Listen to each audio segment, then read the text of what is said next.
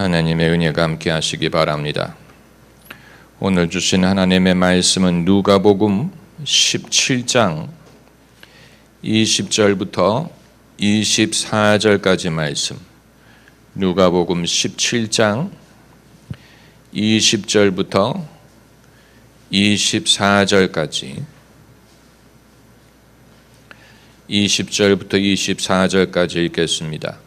바리새인들이 하나님의 나라가 어느 때 임하나이까 묻거늘 예수께서 대답하여 가라사대 하나님의 나라는 볼 수 있게 임하는 것이 아니요 또 여기 있다 저기 있다고도 못하리니 하나님의 나라는 너희 안에 있느니라.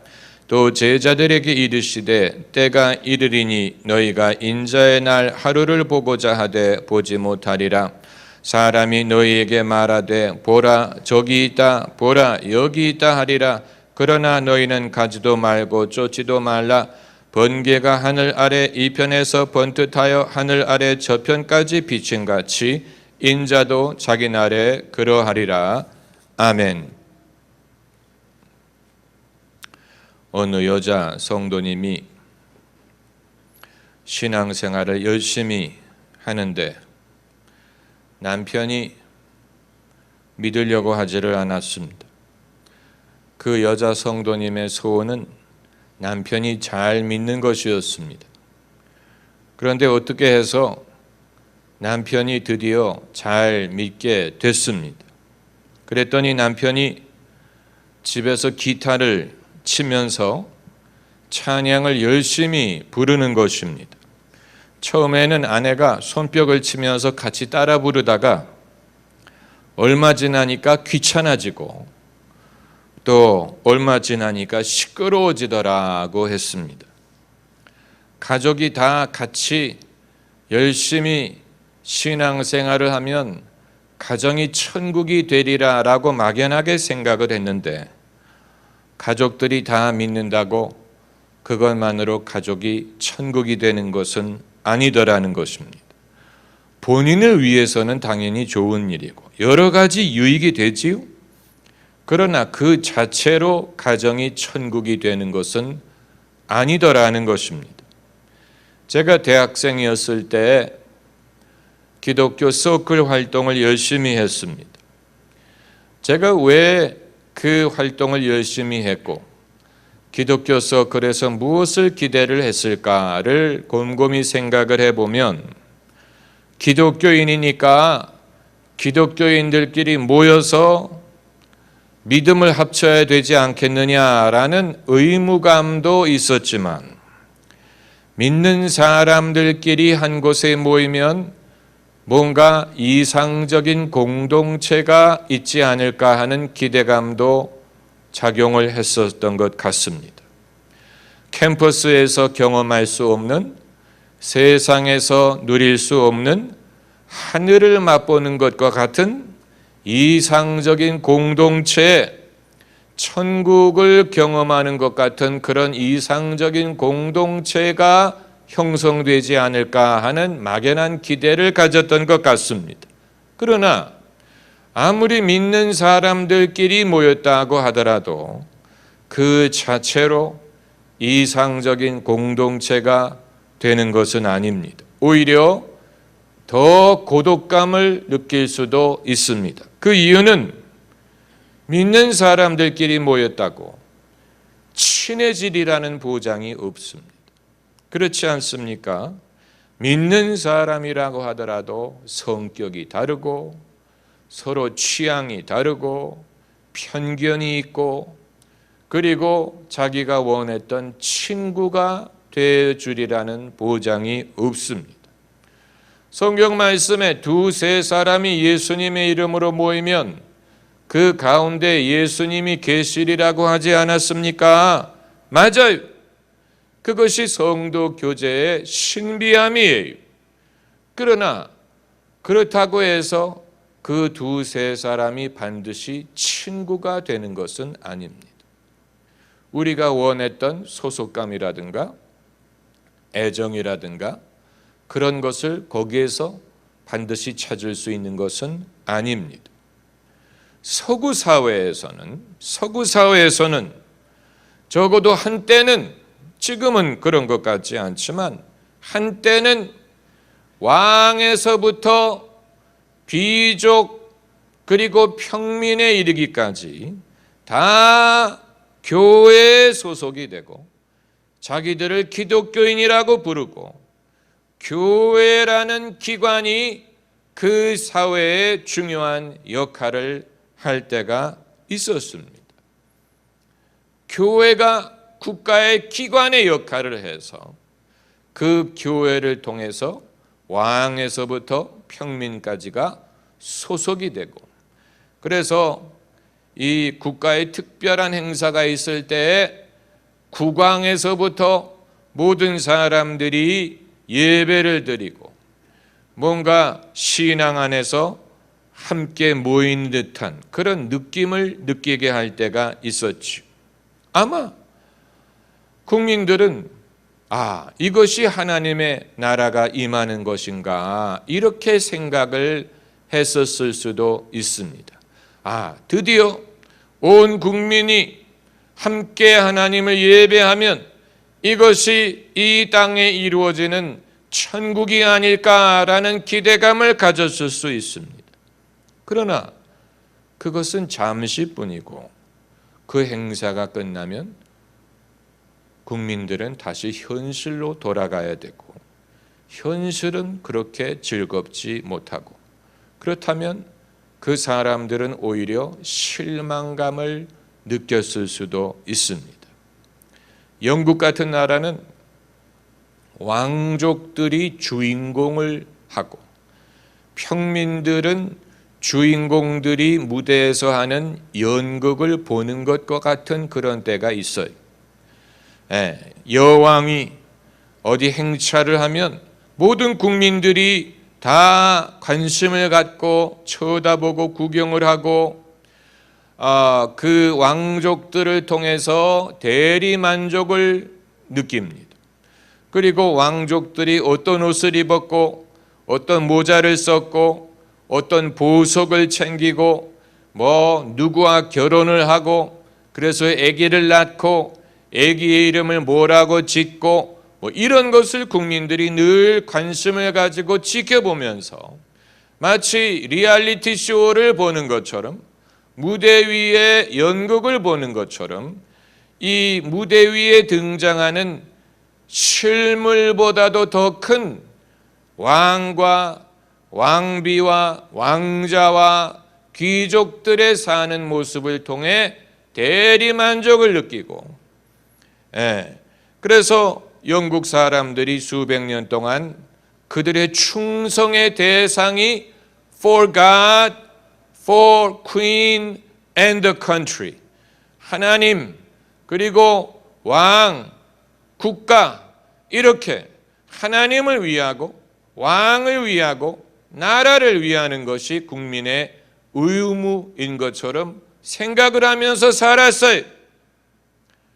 그러나 더 이상 사람들이 그렇게 생각하며 살지는 않습니다. 그 시대는 지나갔어요. 교회가 사회적인 기관으로서의 역할을 하던 때는 지나갔어요. 그런 식으로 나라를 만드는 것이 이 땅에 하나님의 나라를 이루는 것이 아니더라는 것입니다.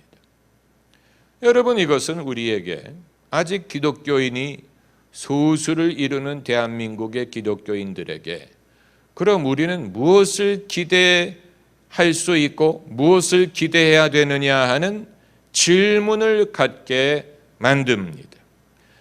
대한민국에 예수 믿는 사람들이 얼마나 더 많아지면 대한민국이 이상적인 국가가 될 수 있을 것이냐, 세상에 예수 믿는 사람들이 얼마나 더 많아지면 하나님의 나라가 이 땅에 임할 것이냐. 그런데 우리가 역사적인 관점에서 돌아보면 세상에 예수 믿는 사람들이 많아진다고 그 자체로 천국이 임하는 것은 아니고, 예수 믿는 사람들이 많은 것처럼 보일 때 그때 또 일어나는 문제들이 있고, 그리고 예수 믿는 사람들이 줄어들 때는 또 그럴 때에 일어나는 문제들이 있고, 기독교의 역사를 돌아보면 뭐가 같았냐면은 고무줄과 같았어요. 고무줄처럼 늘어날 때도 있고 줄어들 때가 있고, 늘어난 후에는 줄어들고, 줄어든 줄 알았는데 다시 늘어나고, 과연 그렇게 판단할 만큼 충분한 시간이 지나갔느냐? 2000년이 지나갔지요. 2000년의 역사를 우리가 되돌아봐야 됩니다. 대한민국은 개신교가 들어온 지 이제 130년 정도밖에 되지 않습니다. 우리가 충분히 판단할 만한 시간적인 여유가 없었지요. 그러나 전 세계를 돌아보면, 기독교 2000년사를 돌아보면 고무줄처럼 늘어날 때가 있었는데, 그러나 줄어들 때가 있고, 또 흥하는 것처럼 보일 때가 있었는데 쇠할 때가 있고, 이것이 반복되었어요. 그 사실을 우리가 기억해야 됩니다. 이 사도행전만을 보면 기독교가 승승장구하는 것처럼 보이죠.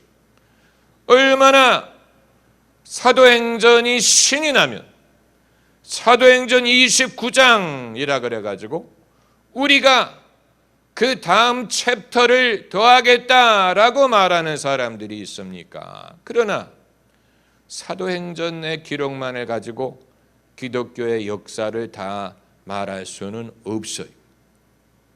성경에 등장하는 그 많은 지명들, 예루살렘, 다메섹,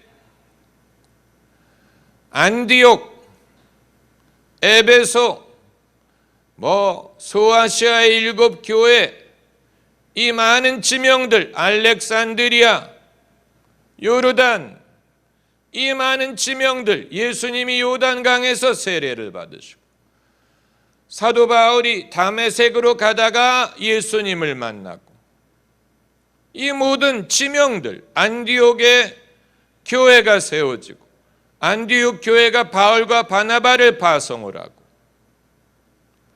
그러나 이 2000년 전 오리지널 기독교가 탄생하고 부흥을 했던 그 많은 장소들은 지금은 기독교의 흔적만이 남아있을 뿐 더 이상 과거와 같은 영광을 누리지 못합니다.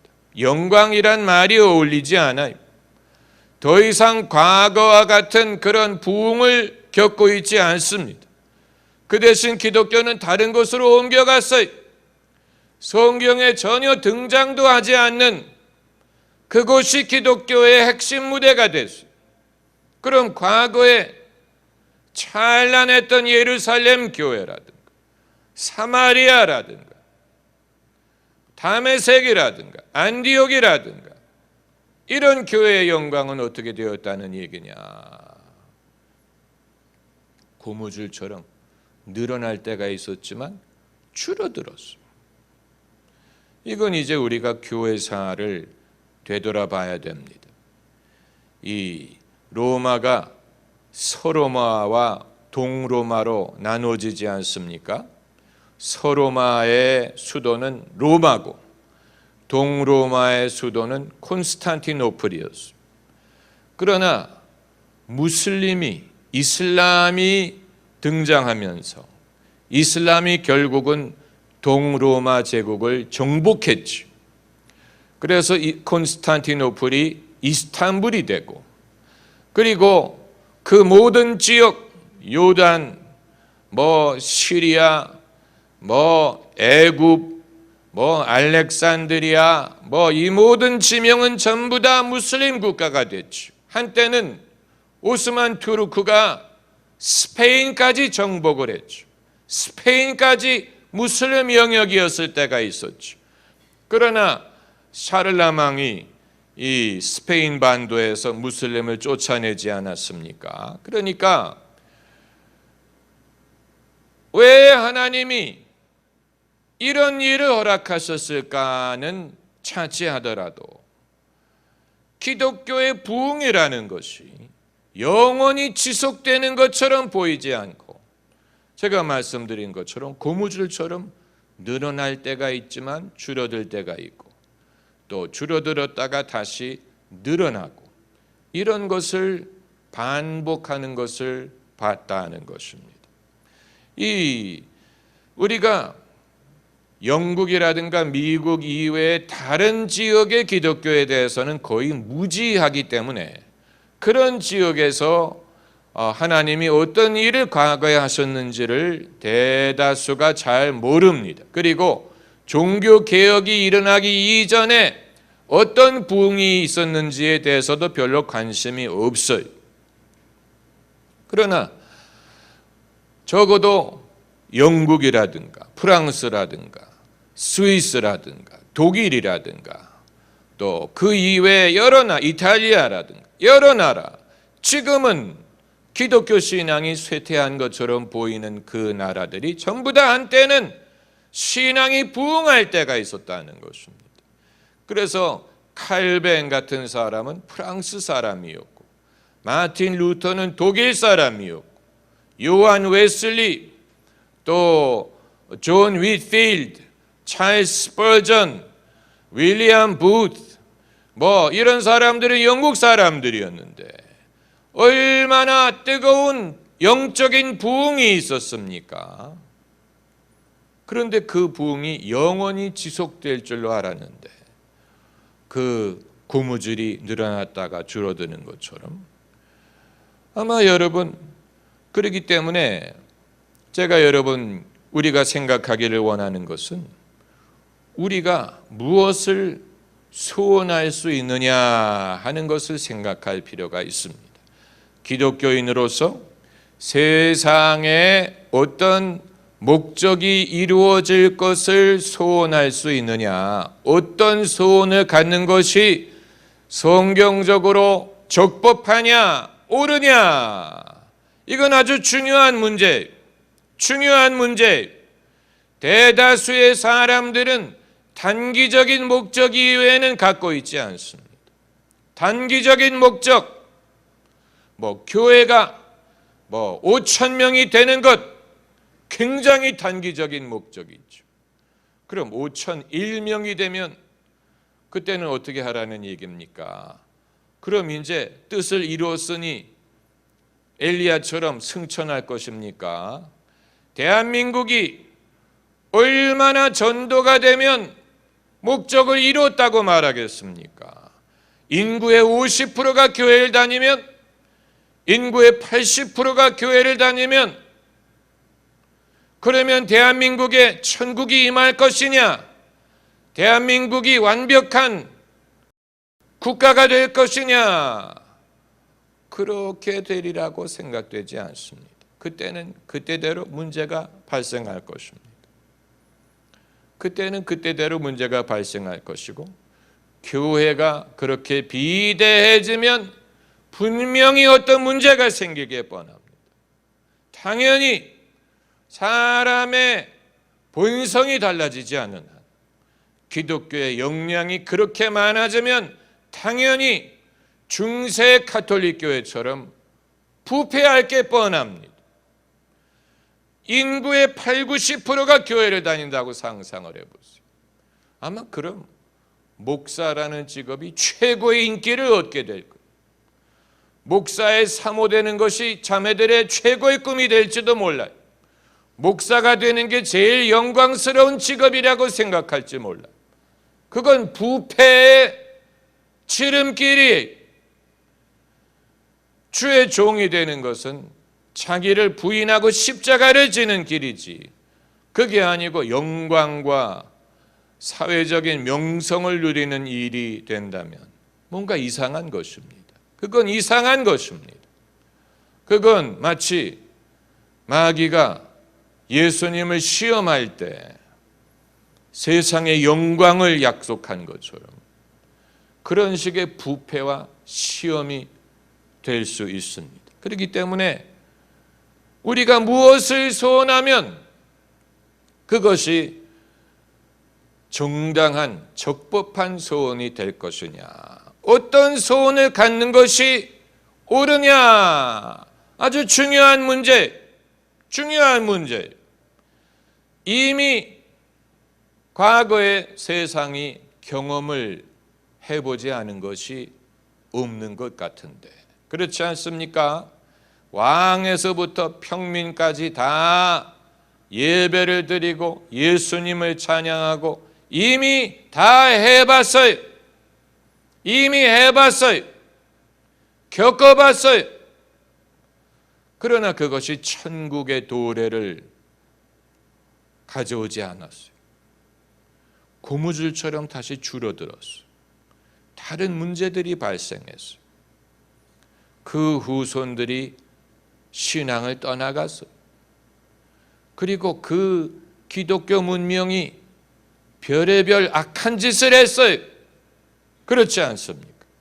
노예들을 잡아다가 부려먹지를 않나, 남의 나라를 식민지로 착취하지 않나, 또 그 이외에도 기독교인들이 과거에 행한 실수는 말로 다 할 수 없습니다. 종교의 이름으로 서로 전쟁을 벌이지를 않나, 신교와 구교끼리 서로 전쟁을 하지 않나. 20세기에만 들어서도 그 기독교 문명이 세계 대전을 2번이나 치렀고, 그리고 600만 명의 유태인을 죽였어요. 기독교 문명이 한 일이, 기독교인이 한 건 아니라 할지라도 기독교 문명이 한 일이, 비기독교 문명은 그런 대전쟁을 치른 적이 없는데 기독교인들이 그렇게 했어요. 그렇기 때문에 과연 예수 믿는 사람들이 얼마나 많아지면 이 땅에 천국이 올 것이냐 하는 것은, 그건 바로 그런 맥락으로 예수님께 이 질문을 했었으리라고 이해할 수가 있는 것입니다. 바리새인이 질문했다고 해서 잘못된 질문이 아니, 이건 우리 모두가 하는 질문이, 하나님의 나라가 어느 때에 임하나이까? 중요한 질문 아닙니까? 예수님이 우리에게 그렇게 기도하라고 가르치셨는데, 나라의 임하옵시며 하나님의 나라가 임하기를 기도하라 하신 것. 그렇다면 당연히 궁금하죠. 하나님의 나라는 언제 어떻게 임할까? 어떤 조건이 이루어지면 하나님의 나라가 임할 것이냐? 중요한 질문 아닙니까? 여러분 그런 질문하지 않습니까? 그런데 예수님이 전혀 기대하지 않던 대답을 하십니다. 그리고 예수님이 하신 대답은 지금까지도 기독교인들이 잘 이해하지 못합니다. 예수께서 대답하여 가라사대, 하나님의 나라는 볼 수 있게 임하는 것이 아니요. 수수께끼 같은 말씀을 하셨어요. 하나님의 나라는 볼 수 있게 임하는 것이 아니요. 그 말은 외적인 현상으로 감지할 수 있는 것이 아니다. 외적인 조건으로 분별할 수 있는 것이 아니다라는 뜻입니다. 외적인 숫자라든가 사회적인 변화라든가 발전이라든가 그런 것으로 하나님의 나라를 확인할 수 있는 것이 아니다. 눈에 볼 수, 그리고 경고하셨습니다. 여기 있다 저기 있다고도 못하리니 하나님의 나라는 너희 안에 있느니라. 아주 신비한 말씀이죠. 하나님의 나라가 도대체 어떤 것이냐. 또 제자들에게 이르시되 때가 이르리니 너희가 인자의 날 하루를 보고자 하되 보지 못하리라. 사람이 너희에게 말하되 보라 저기 있다, 보라 여기 있다 하리라. 그러나 너희는 가지도 말고 쫓지도 말라. 하나님의 나라가 여기 있다 저기 있다라고 말할 때 가지도 말고 쫓지도 말라 그랬어. 그러나 사람들이 왜 가고 쫓습니까? 눈으로 보고 싶어 하기 때문에 그래요. 눈으로 보고자 하는 욕망이 가득하기 때문에 하나님의 나라에 대해서 눈으로 보기를 원해. 뭔가 경험하기를 원해. 그렇기 때문에 여기 있다 저기 있다 하면 당연히 가려고 하죠.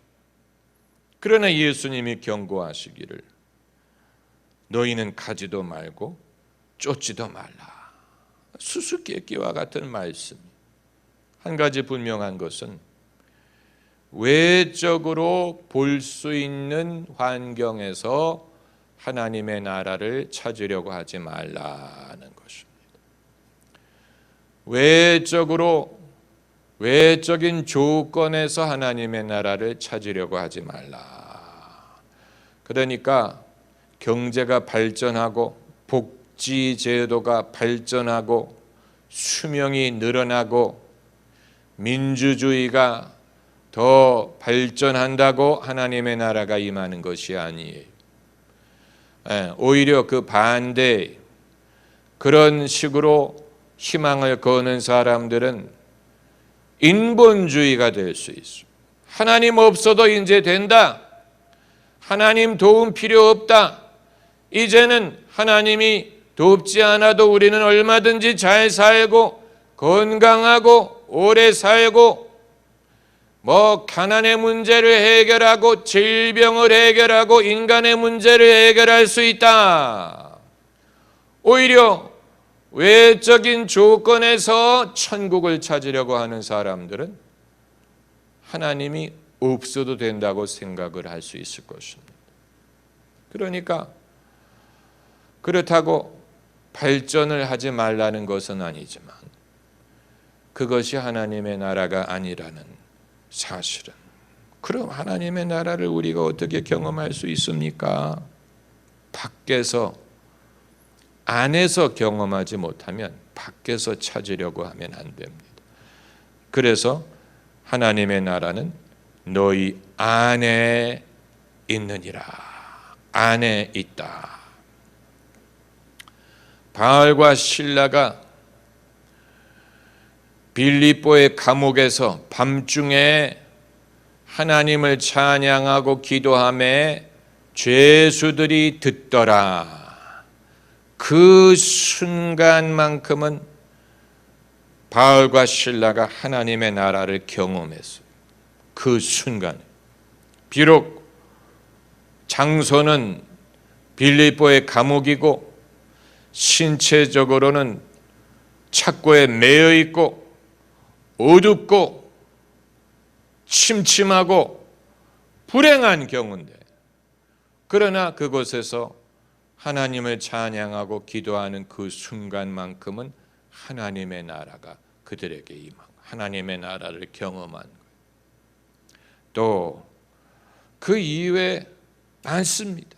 마리아가 엘리사벳을 찾아갔을 때, 그래서 그 문안하는 소리가 엘리사벳에게 들렸을 때 엘리사벳 태 속에 있는 아기가 기뻐 뛰놀았다고 했어요. 그 순간 엘리사벳, 마리아 그리고 그 뱃속의 아기는 하나님의 나라를 경험한 아주 짧은 순간일 수 있어요. 짧은 순간. 그 순간에 하나님의 나라를 그들이 경험했어요. 그 기쁨을 알았어요. 아기가 뱃속에서 기뻐 뛰놀 정도로. 또 바울이 자기의 육신의 가시를 인해서 하나님께 애써서 기도를 했는데 하나님이 안 들어주시는 것 같다가 주님이 그에게 답하시기를 내 은혜가 너에게 족하도다. 이는 나의 능력이 너의 연약함을 통해 온전해지는도다 라고 응답을 하시는 그 순간에 사도 바울은 그 순간에 천국을 경험을 했을 것입니다. 이 육신의 가시가 떠나가야 천국을 경험하게 되는 게 아니에요. 떠나가면 좋지요. 그러나 그렇다고 그것이 천국은 아니에요. 이 육신의 가시가 떠나가면 또 다른 괴로움이 있을 거예요. 그렇지 않습니까? 인간의 경험이라는 것이 그렇죠. 한 문제가 해결되면 더 이상 다른 문제가 없으면 얼마나 좋아요? 그러나 한 문제가 해결되면 또 다른 문제가 있어요. 이 사람이 건강이 회복되면 저 사람이 또 아파요. 외적인 환경에 하나님의 나라를 찾을 수 없어요. 그렇기 때문에 그럼 하나님의 나라가 이 땅에 임하기는 임한다는 것입니까? 그건 하나님에게 좌우됐죠. 하나님에게, 그건 하나님이 정하실 부분. 내가 살아있는 동안에 하나님 나라가 임하지 않는다면 내가 하나님 나라로 가게 될 것입니다. 그렇잖아요.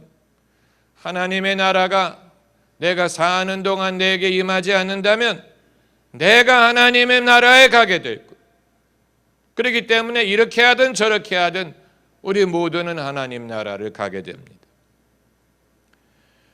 우리가 우리 안에서 하나님의 나라를 누리게 되면 밖에서 찾는 게 아니고 우리 안에서 하나님의 나라를 경험하게 되면 우리는 좀 더 차분하고 또 조용하고 침착하고 여유가 있고 외적인 조건에 연연하지 않는 하나님의 나라의 백성이 될 수 있을 것입니다. 할렐루야. 기도하십시다.